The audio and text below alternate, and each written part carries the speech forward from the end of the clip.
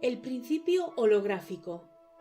Tras la inmersión en las dimensiones de San Isidoro y en las dimensiones de la astrofísica narrada en la crónica precedente, me sentí con ganas y en condiciones de afrontar la charla con Igraine propuesta por Nimue al objeto de conocer en detalle los avances científicos en el ámbito del denominado principio holográfico. La cita fue en casa de la propia Nimue, que propició el encuentro haciendo de anfitriona con una sabrosa cena conformada por una miscelánea de platos fríos y templados preparados en su totalidad con setas, champiñones, grumelos, níscalos, gallipiernos, oronjas, que ella misma había recogido en los terrenos húmedos de un bosque cercano que descollaba por la frondosidad de su arboleda. Igraine no vino acompañada por su íntima amiga Elaine, como Nimue y yo esperábamos, por lo que finalmente fuimos tres a la mesa, sobre la que antes de sentarnos ya descansaban los platos compitiendo por el espacio con 3 jarras medianas de cerveza de abadía y otras 2 de mayor volumen de vino rosado de la tierra con las que Nimue había dispuesto que regáramos los hongos. La conversación fue directa al grano al poco de empezar el ágape, siendo Igraine la que presentó con solvencia sus credenciales acerca de su conocimiento de la materia. Tras concluir mis estudios de física en la Universidad de Londres, me desplacé a California para hacer el doctorado, concretamente a la Universidad de Berkeley, en la que permanecí casi 3 años, desde comienzos de 2001 hasta finales del 2003. Allí fui testigo de excepción de una serie de indagaciones dirigidas por mi director de tesis, Rafael Bouso, y coordinadas a nivel mundial por los físicos Gerardus Hopf, premio Nobel en 1999, y Leonard Susskind. Poco antes de que regresara a Avalon, ambos decidieron difundir públicamente los resultados de sus trabajos, mostrando cómo en el origen de la naturaleza puede haber únicamente ultra pequeños paquetes de información pura. Las revistas científicas e incluso la prensa diaria lo resumieron en un gran titular: la información es el componente fundamental de la naturaleza. Información significa en este caso bytes esenciales de materia y las leyes físicas que lo gobiernan. Con ello pusieron los cimientos de la hoy conocida como teoría del principio holográfico, que desde entonces ha ido adquiriendo credibilidad e influencia entre la comunidad científica. Por ejemplo, el físico Nassam Haramein defiende abiertamente que el universo se basa en un holograma, e investigadores de todo el planeta, con los científicos japoneses a la cabeza, manipulan hologramas creando imágenes 3D o explican el funcionamiento del mundo físico en función de campos de energía e información. Mientras la escuchaba, no pude remediar que mi imaginación fantaseara acerca del impacto que una mujer de sus características intelectuales y físicas debió haber causado en las aulas californianas en las que yo también estuve cuando era joven cursando estudios de economía. Por si la dulzura de su voz, el profundo encanto de sus ojos azul esmeralda y el esplendor de su melena pelirroja fueran pocos reclamos, Igraine sobresalía por la altura tanto en su inteligencia como de su cuerpo, en el que las curvas se desenvolvían entre medidas de auténtica modelo. Por tanto, atractivos más que suficiente como para que no pasara en absoluto inadvertida para estudiantes y profesores, por muy dedicados que estuvieran a la física teórica.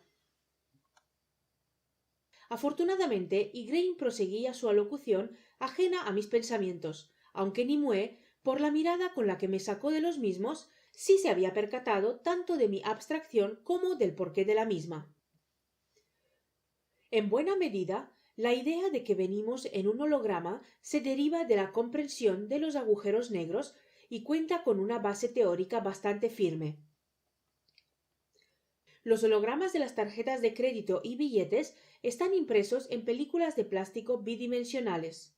Cuando la luz rebota en ellos, recrea la apariencia de una imagen tridimensional.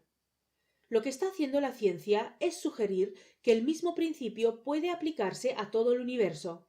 Así, nuestra experiencia cotidiana sería una proyección holográfica de procesos físicos que tienen lugar en una lejana superficie bidimensional.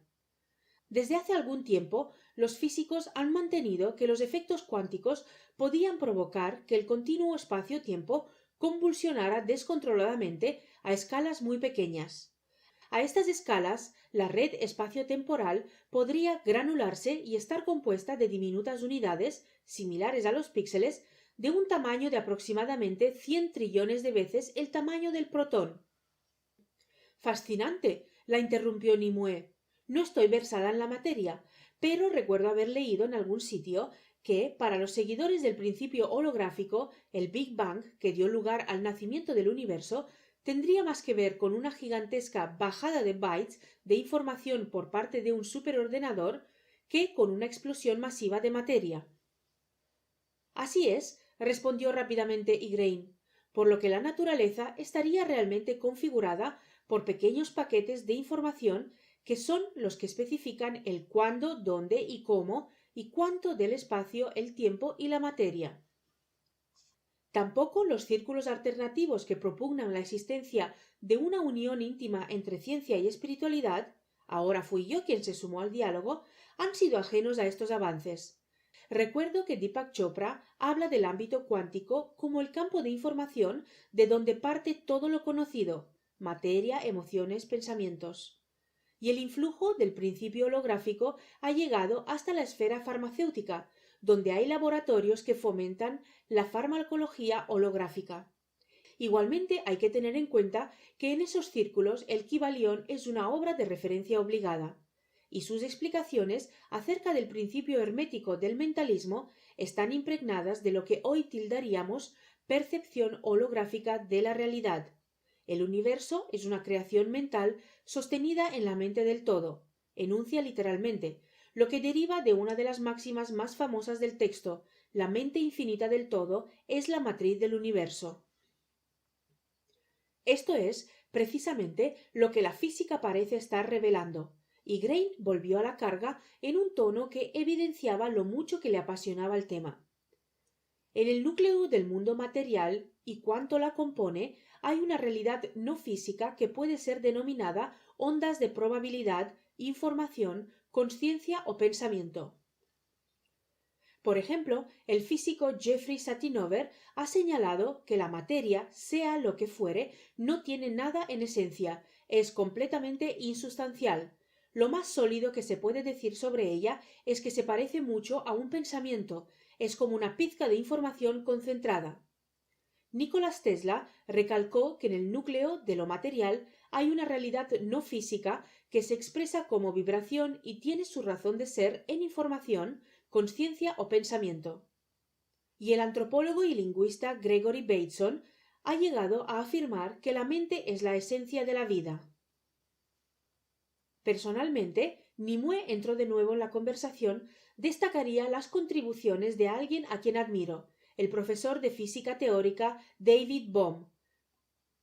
Convencido de que existen otros planos de la realidad a los que sólo podemos tener acceso a través de estados místicos, éxtasis, alteración del estado de conciencia, etc., subrayó que la globalidad de la creación y todas sus dimensiones están conectadas en un estado de interminable flujo o doblado y desdoblado, siendo la evolución un signo de la inteligencia creadora, explorando estructuras diferentes que van mucho más allá de lo que se precisa para sobrevivir.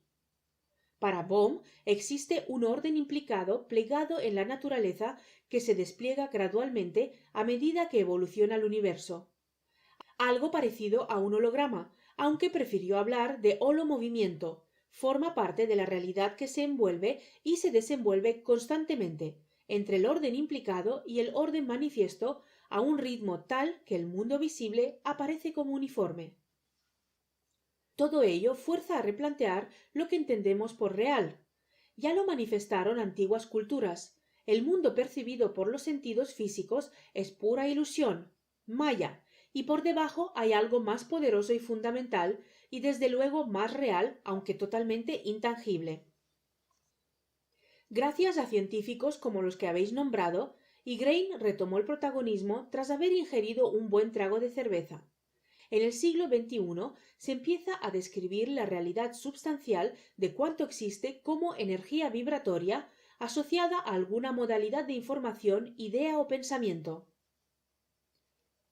La teoría de cuerdas, por ejemplo, sostiene que las partículas fundamentales no son puntos, como ha mantenido la teoría de partículas convencional, sino objetos extensos y vibratorios.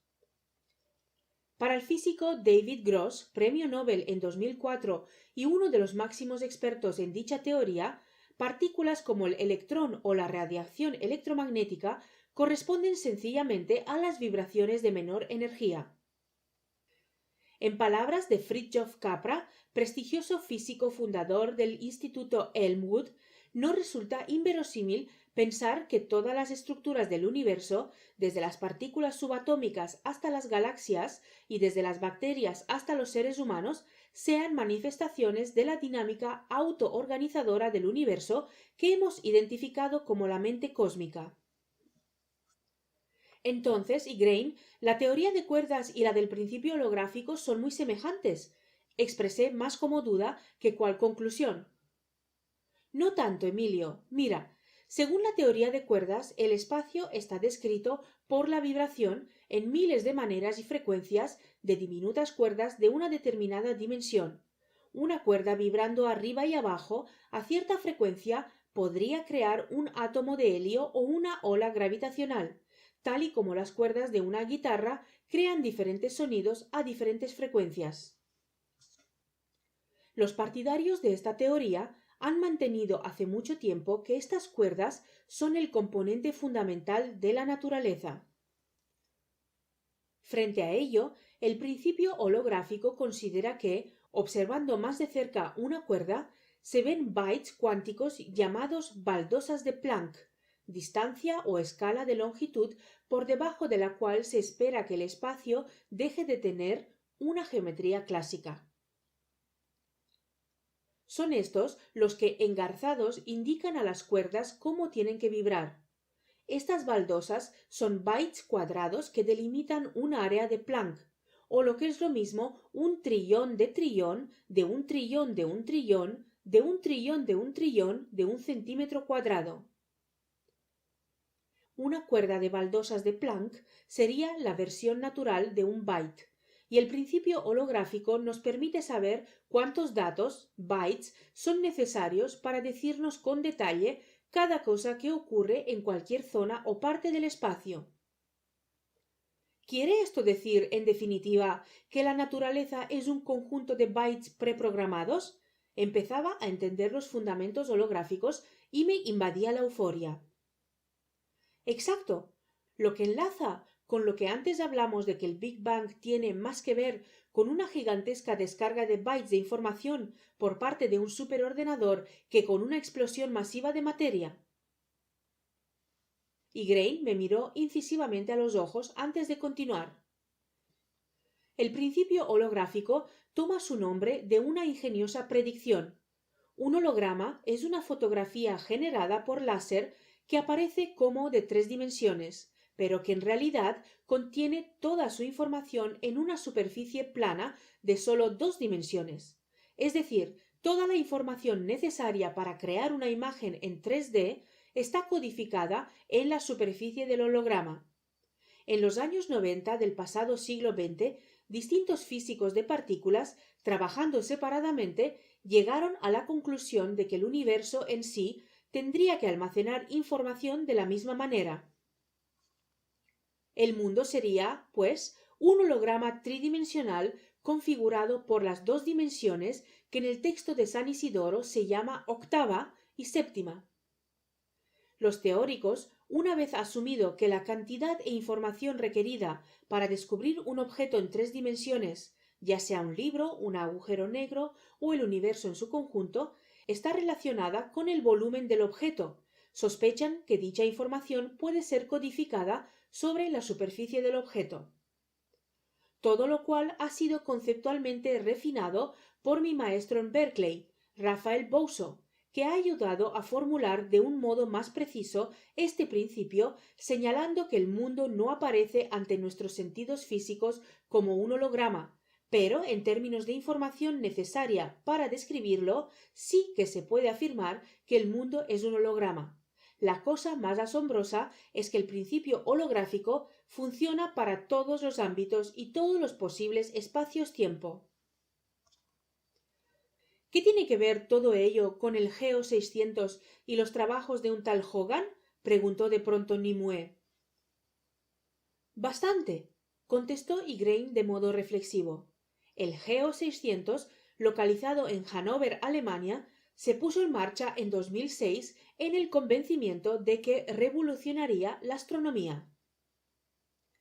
Su misión consiste en detectar de manera directa lo que nunca antes había sido percibido, las elusivas ondas gravitacionales, que son ondulaciones del espacio-tiempo producidas por un cuerpo masivo acelerado, como un agujero negro o una estrella de neutrones, y que se transmiten a la velocidad de la luz.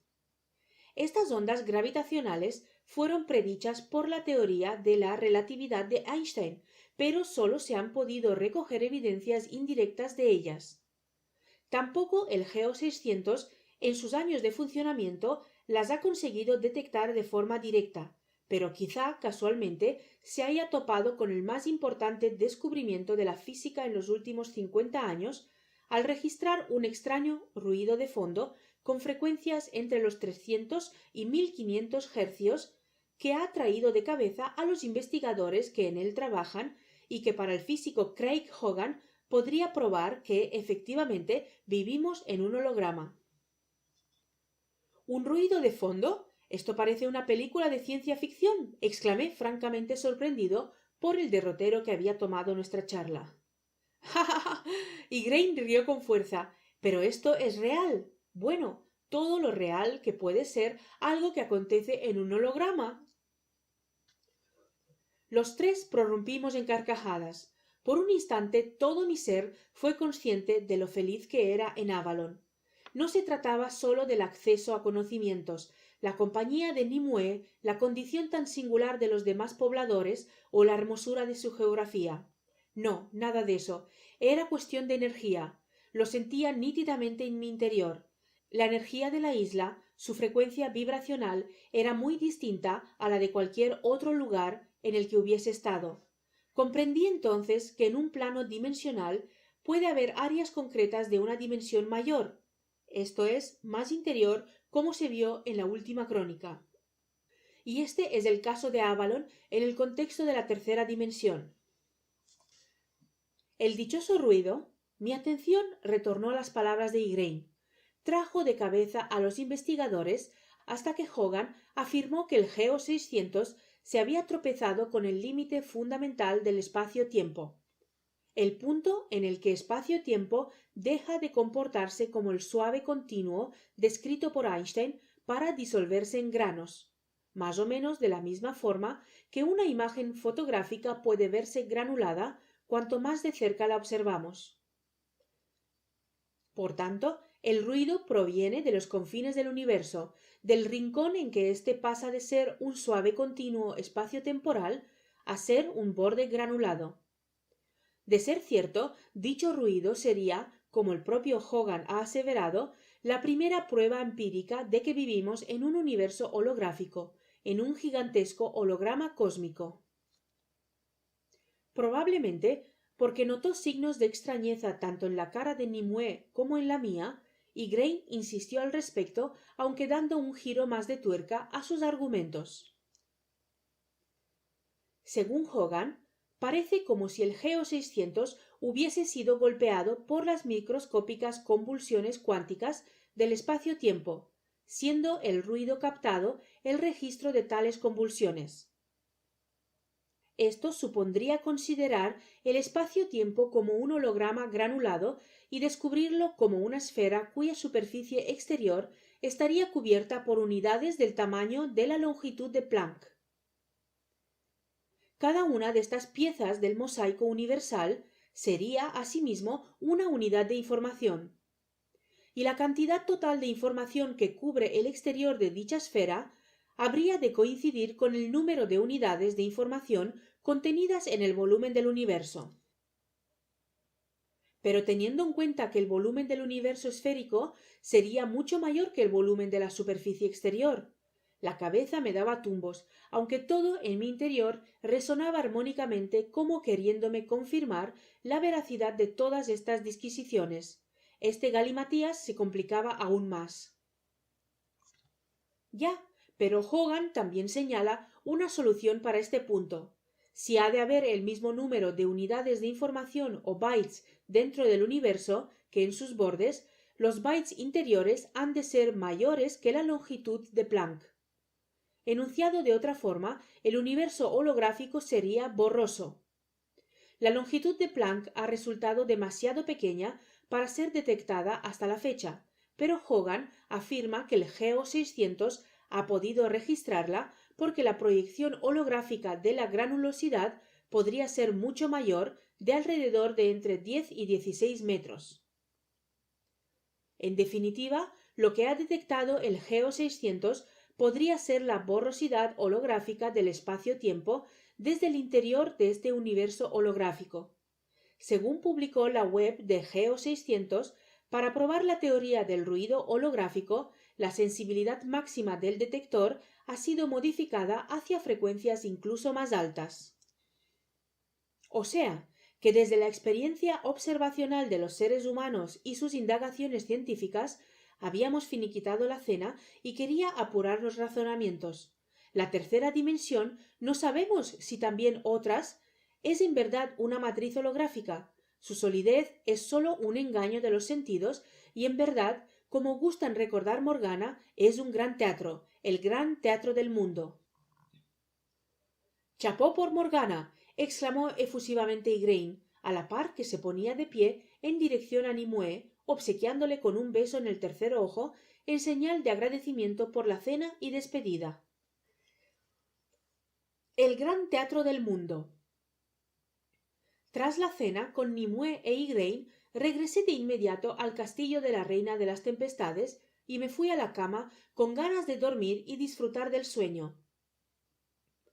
Y descansé profundamente, pero me desperté muy temprano, cuando la noche aún cubría la isla de Avalon, empujado por la perentoria necesidad de plasmar en un texto las reflexiones, conclusiones, intuiciones e inspiraciones que bullían en mi mente y sobre todo en mi corazón una vez interiorizadas las dimensiones y comprendido el significado y la significación del principio holográfico.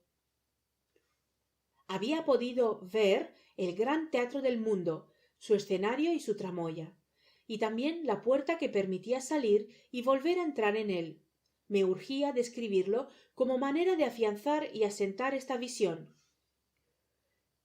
El denso silencio de las horas más hondas de la madrugada y la fuerte energía que sentía alrededor y fluía por todo el dormitorio provocaron que mis dedos empezaran a bailar sobre el teclado del ordenador casi con autonomía propia, dando pequeños y breves golpes llenos de amor y entusiasmo. He aquí el resultado, que, ante mi sorpresa, adoptó una forma a medio camino entre lo que son las pautas de un breve ensayo y las propias de un poema. Primero, la vida física se desarrolla en la tercera dimensión, definida por el espacio-tiempo finito, la materialidad y la dualidad en tensión. Inmersos en ella, hombres y mujeres tienden a creer que las dimensiones de mayor rango, a las que llaman celestiales y angelicales, son más sutiles, abstractas, difusas y difíciles de ver. Nada más lejos de la verdad, pues esas dimensiones son radicalmente reales, mientras que la tercera es puramente holográfica. La tercera dimensión conforma un escenario virtual revestido falazmente de solidez por medio de una materialidad que no es tal, sino energía y vibración de bajo nivel frecuencial. Segundo, en el escenario virtual de la tercera dimensión, cada cual interpreta un papel y un guión definido en cada momento por el grado de conciencia con el que se identifica y la visión del mundo y de su propia vida a tal grado consciencial asociada. De instante en instante, de momento en momento, cada persona proyecta el grado de conciencia que hace suyo sobre el marco virtual en el que se desenvuelve, configurando lo que denomina realidad, que, no obstante, considera algo objetivo y ajeno a ella misma. Pero esa realidad nada tiene de objetiva, al contrario, es totalmente subjetiva y carece de entidad real, es pura ilusión. Desde su conciencia interior, aunque no se percate de ello, el ser humano moldea y configura el exterior, que, sin embargo, estima algo impuesto, extraño a él mismo. Y al ser multitud las personas que actúan en el espacio virtual, las proyecciones conjuntas de todas ellas conforman una matriz holográfica virtual. La coherencia o proximidad entre las distintas proyecciones es la base, la ley de la atracción. Tercero, la Madre Tierra, auténtico ser viviente, cumple la función para la humanidad de gigantesco teatro matriz holográfico, donde cada persona interpreta el papel ligado al grado de conciencia que en cada momento asume, interactuando con los papeles y guiones desplegados por sus demás congéneres. La adquisición de conciencia individual, primero la cualificación altruista de ésta, después y finalmente la experiencia del amor incondicional y el despliegue de tal amor en la cotidianidad constituyen la razón de ser en la creación de tan espectacular matriz holográfica. Cuarto, confeccionadas con esencia divina en forma de vibración, como quien teje una red de ondas de energía, y basadas en unos mismos principios emanados del diseño inteligente de cuanto es y existe, hay múltiples dimensiones en la creación y muchos multiversos, cada uno con multitud de universos. Todos tienen en tal esencia su anatomía sutil, por lo que el amor fluye por la totalidad de las dimensiones y explica el por qué cada una de ellas, sea cual sea su rango específico, impregnando la globalidad de modalidades de vida y experiencias conscienciales que en ellas se desarrollan. El amor es uno, no admite distinciones interdimensionales, identifica y fusiona la creación hasta hacer imposible su separación en partes y constituye lo único real, que un ser humano puede proyectar sobre el escenario virtual de la tercera dimensión en el que despliega su vida física. Quinto, muchas personas, desde el grado de conciencia que asumen, quieren cambiar el mundo para adaptarlo a su visión particular del mismo, y se plantean actuaciones y maneras para transformar la realidad material en la que viven. Pretenden, con ello, transformar lo exterior desde el exterior, lo material desde lo material, el océano desde las olas. Nada consiguen con ello, salvo continuar enredados en el juego virtual que es la naturaleza intrínseca de este mundo, la esencia innata de esa aparente realidad. Sexto, el ser humano sí puede cambiar el mundo, pues cuenta con fuerza y energía suficientes para transformar la matriz holográfica en la que se desenvuelve. Pero el poder para ello radica en su interior. Es desde su interior y desde la metamorfosis profunda cómo las personas pueden cambiar el exterior. La clave para ello es el amor. Si proyectas amor en el escenario virtual, éste mutará fehacientemente. Si proyectas constantemente amor incondicional, sin excepciones, absoluto y puro, alcanzarás el gran cambio. La matriz holográfica empezará a diluirse ante tus ojos y dejarás de interpretar un grado de conciencia para ser conciencia plena, comprobando que todo es perfecto. Séptimo, en la matriz holográfica, en la que cada uno representa el papel que corresponde al grado de conciencia que asume y la visión del mundo que hace suya, la experiencia consciencial es lo único real. Ni la identidad personal ni la idea de ser son verdaderas, sólo la experiencia consciencial. Por ello, se puede afirmar: no disfruto de la felicidad, soy la felicidad. No siento alegría, soy la alegría. No experimento dolor, soy el dolor. No tengo sentimientos, soy el sentimiento. No noto sensaciones, soy todas las sensaciones. No amo, soy el amor. No existo, soy. Y soy sin ser, pues no ser es la manifestación perfecta de ser. Soy porque no soy, soy porque Cristo es. No soy, sino que soy Él, pues Él y no yo, y el Padre, Madre, a través de Él, es quien vive en mí la experiencia consciencial. Octavo, la experiencia consciencial subyace en la matriz holográfica y fluye en ella energética e interactivamente, configurando una red consciencial. En el gran teatro del mundo, esta red consciencial es lo único real, lo único que es. En cambio, nada de lo que la matriz muestra con apariencia de solidez material existe en realidad. Los objetos, cosas y cuerpos físicos que nuestra mente intelectualiza y de los que nuestros sentidos racionales se percatan conforman sólo el escenario virtual de ese teatro. Son meros hologramas generados por ondas vibratorias con diferentes gradaciones frecuenciales. Noveno. La red consciencial produce en sí misma una condición profundamente inteligente, una conciencia absoluta pura y sin límites.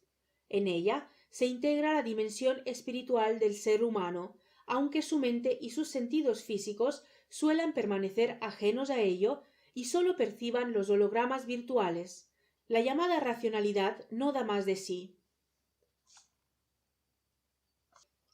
Décimo. Nada de lo que tu mente pueda intelectualizar existe en la realidad. Nada de lo que tus sentidos puedan racionalizar es real. Lo que parece ser no es.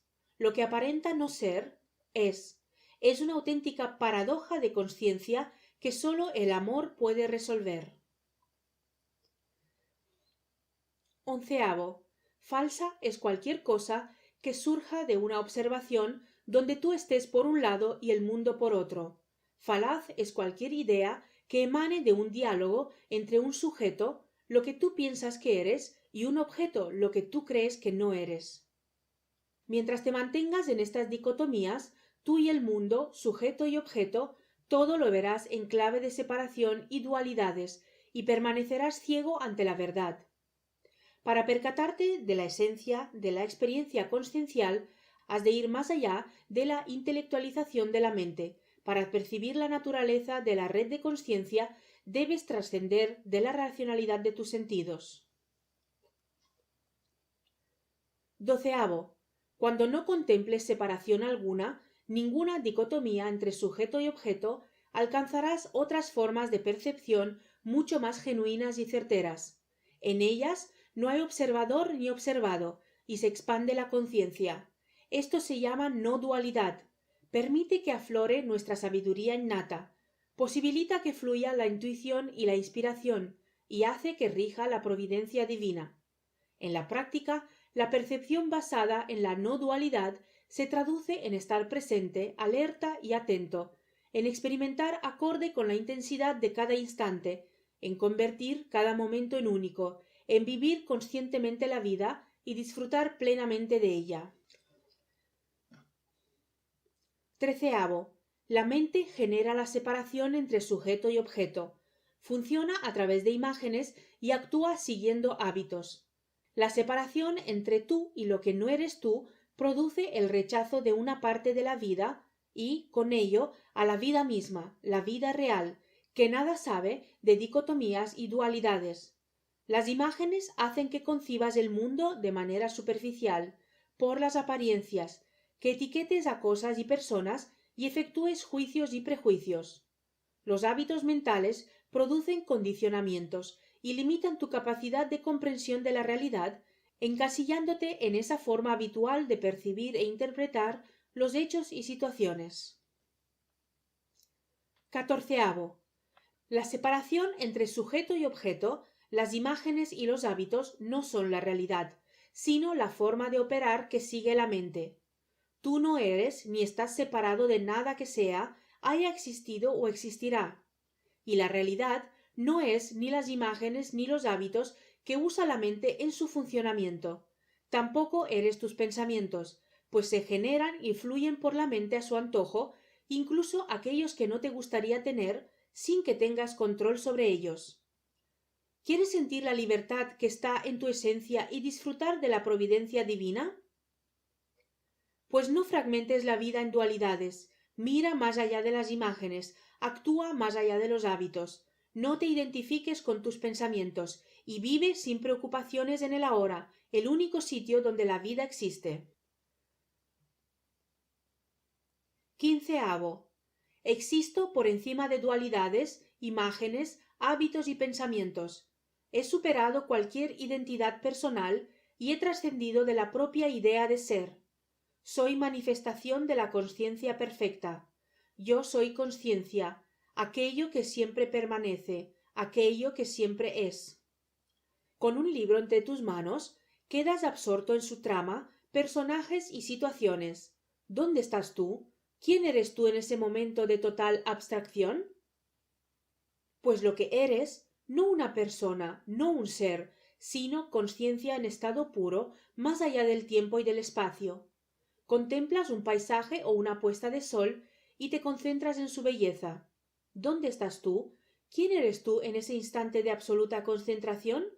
Conciencia fuera del tiempo y del espacio. 16. Concentrado en la experiencia, la que sea, y viviendo en el momento presente, te vuelcas en la percepción de la misma y sientes lo que eres y es, conciencia. Puedes constatar entonces nítidamente que no hay nada más en tu vida, ni en el universo ni en la creación. No existe tu pretendida personalidad, ni sujeto ni objetos ni ser. Fluye la conciencia y se plasma en experiencia consciencial. No hay más, no hay menos. Tu querido yo y cuanto te rodea se desvela como lo que es, un gran teatro, una fabulosa matriz holográfica minuciosamente moldeada y configurada en el contexto del diseño inteligente del universo con un único objetivo, que la conciencia experimente y experimentando se expanda. 17. Concentrado y abstraído en la experiencia, ocurre un hecho mágico y misterioso para la racionalidad. No tienes conciencia de ti. Tu mí mismo se diluye y desaparece. A la par, adquieres plena conciencia de la experiencia en sí, que deja de ser algo ajeno a ti. Pasa a ser tú mismo, por encima de tu identidad personal y de tu ser. En el momento presente no hay dualismos, y decimos que el tiempo pasa volando. Y tanto, pues la experiencia consciencial es interdimensional y está más allá del tiempo y del espacio. La experiencia consciencial fluye entonces con toda su fuerza, belleza y pureza, mostrando que es lo único que existe en el gran teatro del mundo, donde todo lo demás es virtual, incluida tu realidad física y el papel que asumes y llamas personalidad. 18. De tu voluntad, que es intención plasmada en acción, y sólo de ella depende cómo quieres vivir tu actual encarnación en el plano humano. Puedes instalarte en un grado de conciencia con la visión de ti mismo y del mundo que conlleva, y subir al escenario virtual para interpretar el papel a tal grado asociado. Asumirás así como real lo que sólo es ficción, incluida la falacia de tu propio yo. Y defenderás con vehemencia y entusiasmo meras ilusiones y creencias imaginarias, que dimanan de la matriz holográfica que conforma el gran teatro del mundo. O puedes optar por la consciencia perfecta, no un grado de consciencia, sino todos y ninguno a la vez, sin incorporarte al escenario virtual ni interpretar papel alguno, sólo disfrutando de la experiencia consciencial, lo único que verdaderamente es. 19. ¿Qué te impide disfrutar de la conciencia perfecta? Nada real, sólo tus miedos y autobloqueos conscienciales.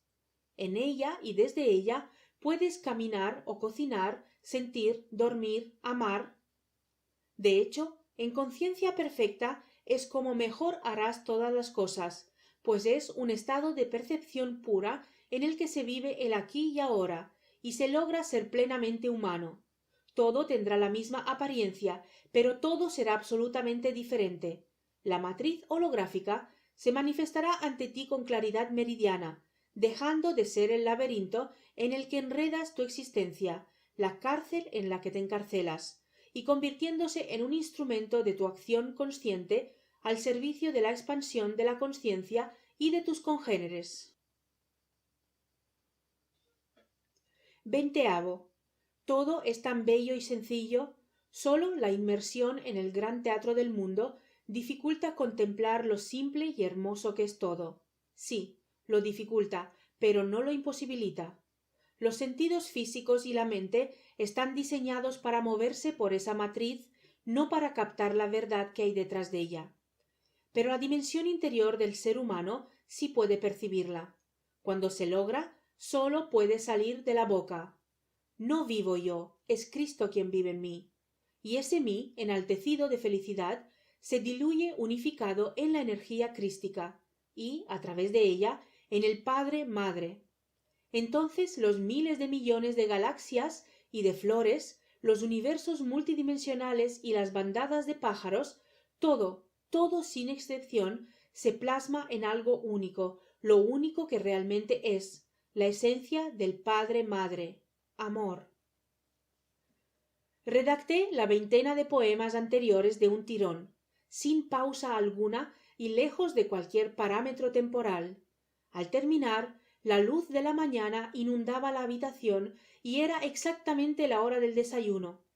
Me apresuré a imprimir el texto, pues tenía la urgente necesidad de compartirlo, y nadie mejor para ello que la reina de las tempestades y Merlín, en cuya compañía, como ya sabéis, suelo disfrutar del primer sustento de cada diurnat.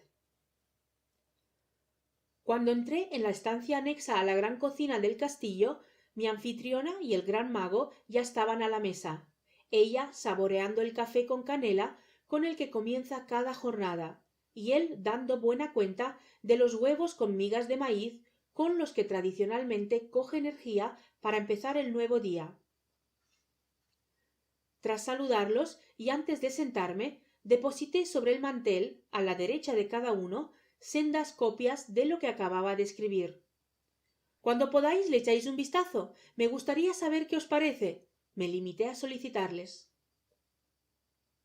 Con mucho gusto, Emilio, contestó rápidamente la reina de las tempestades, a la par que Merlín, con gesto risueño, asentía con la cabeza, pues las migas le impedían en ese momento pronunciar palabra. Y ante mi sorpresa, nada más concluir el desayuno y aún en la mesa, ambos acometieron la lectura del texto. No tenéis por qué leerlo ahora, les indiqué un tanto apurado. ¿Y por qué no? Respondió Merlín. No veo mejor manera de arrancar la mañana. Tras un buen rato, que se me hizo especialmente largo, la reina de las tempestades se incorporó de su silla, me besó en la frente y antes de despedirse me miró fijamente a los ojos, diciéndome entre en broma y en serio: «Bienvenido al club. Las entradas preferentes del teatro están a tu disposición. Con gusto las compartiremos contigo». En cuanto a Merlín, esperó a que nos hubiéramos quedado solos para hacerme una extraña propuesta. Dentro de unos diurnat visitará a Avalon un buen amigo. Su nombre es Oamas y es un ser intraterreno, mago como yo, y con profundos saberes sobre los mal llamados misterios de la creación, a los que a él y a mí nos gusta denominar física de la deidad. ¿Te apetecería conocerlos y departir con él? No hace falta que os diga cuál fue mi respuesta. En la próxima crónica os pondré al tanto del encuentro con este ser proveniente de la tierra hueca.